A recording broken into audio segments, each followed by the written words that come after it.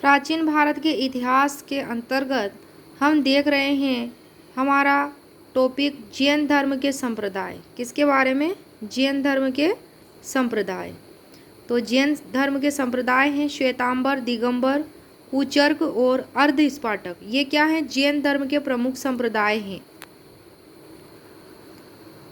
कदंब शासकों के अभिलेखों, निग्रंथ, यापनीय, कुचर्क और श्वेतपत्र जैसे जैन संप्रदायों का उल्लेख मिलता है।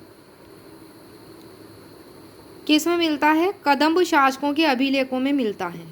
कौन से शासकों के? कदंब शासकों के अभिलेखों में निग्रंथ, यापनीय, कुचर्क और श्वेतपत्र जैसे जैन संप्रदायों का उल्लेख मिलता है।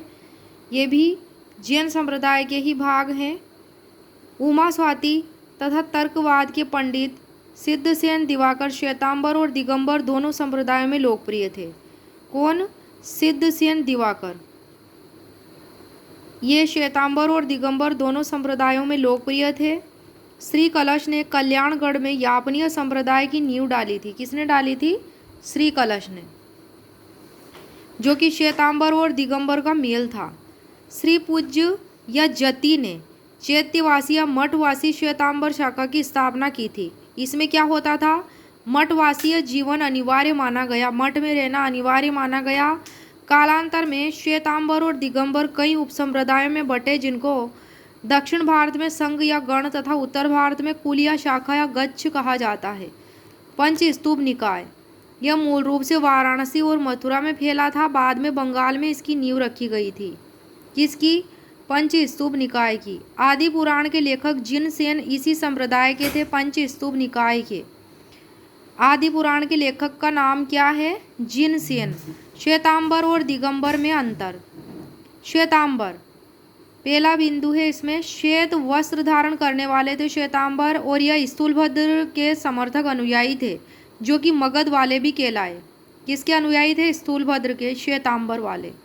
यह पूरी सादानीय यानी कि पार्श्वनाथ का संप्रदाय माना जाता है श्वेतांबर, क्योंकि वे श्वेत वस्त्र धारण करते थे। इसलिए इस संप्रदाय वाले को सचेल कत्व यानी कि वस्त्र सहित कहा गया है।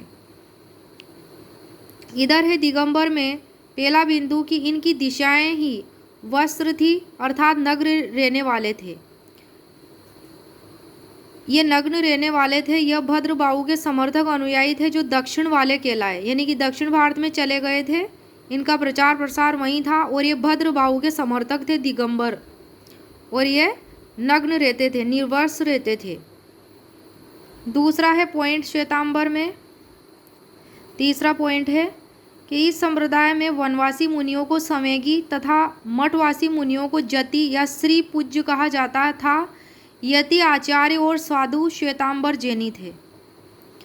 दिगंबर में है दूसरा पॉइंट, यह जीवंत स्वामी यानी कि महावीर का संप्रदाय माना जाता है दिगंबर संप्रदाय, क्योंकि उन्होंने वस्त्रों का त्याग कर दिया था। इसलिए इस संप्रदाय वालों को अचेल कत्व यानी कि वस्त्र रहित कहा गया। सचेल कत्व यानी कि वस्त्र सहित तो श्वेतांबर को कहा गया, और अचेल कत्व यानी कि वस्त्र रहित दिगंबर को कहा गया। तीसरा पॉइंट है दिगंबर में कि दिगंबर मुनियों को बस्ती से दूर वन या शून्य ग्रह में निवास का निर्देश है, परंतु कालांतर में मंदिरों चैत्यों में रहने लगे। ऐसे चैत्यवासी मुनियों को भट्टारक पद की संज्ञा दी गई। किस पद की? भट्टारक पद की।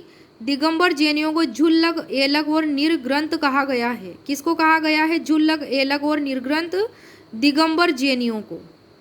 नेक्स्ट है पॉइंट श्वेतांबर में चौथा पॉइंट है, श्वेतांबर अनुयायी भोजन आवश्यक समझते थे। और इधर है दिगंबर में कि दिगंबर अनुयायी ज्ञान प्राप्ति के बाद भोजन आवश्यक नहीं समझते थे। पांचवा बिंदु है श्वेतांबर में कि श्वेतांबर मत के अनुसार महावीर का भ्रूण परिवर्तन कर त्रिशला के गर्भ में स्थापित किया गया और महावीर विवाहित थे। इधर है दिगंबर में कि दिगंबर में इनका मत है कि महावीर का भ्रूण एक ही था तथा महावीर अविवाहित थे। नेक्स्ट है छठा पॉइंट श्वेतांबर में कि श्वेतांबर 19वें तीर्थंकर मल्लीनाथ को महिला मानते हैं, मल्लीनाथ जी को महिला मानते हैं। इधर है छठा बिंदु दिगंबर में कि दिगंबर मल्लीनाथ को पुरुष मानते हैं। दिगंबर का मत है कि महिला तीर्थंकर नहीं हो सकती है, इसलिए पुरुष मानते हैं। सातवां पॉइंट है श्वेतांबर में, श्वेतांबर जैन आगम या साहित्य में विश्वास करते थे और इधर है दिगंबर में 7वां बिंदु कि दिगंबरों ने आगमों को मान्यता नहीं दी, आगम को मान्यता नहीं दी दिगंबर वालों ने और श्वेतांबर वालों ने दी है।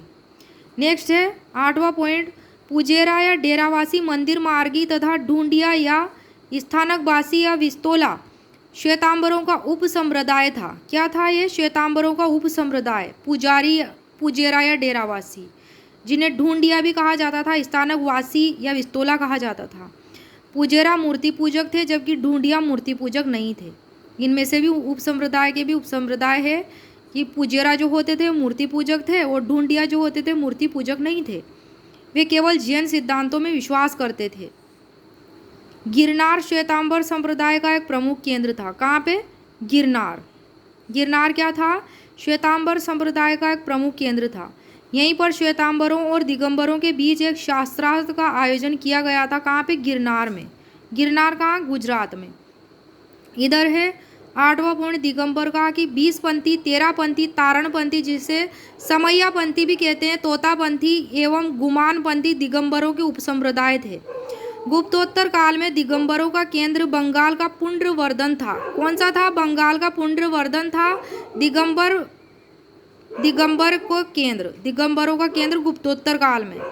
यहाँ समतट में ह्वेनसांग ने जैन धर्म की दिगंबर शाखा को समृद्ध स्थिति में देखा था। तो दिगंबरों के उपसंप्रदाय कौन कौन से थे? 20पंथी, 13पंथी, तारणपंथी, तोतापंथी और गुमानपंथी, ये सब क्या थे? दिगंबरों के उपसंप्रदाय।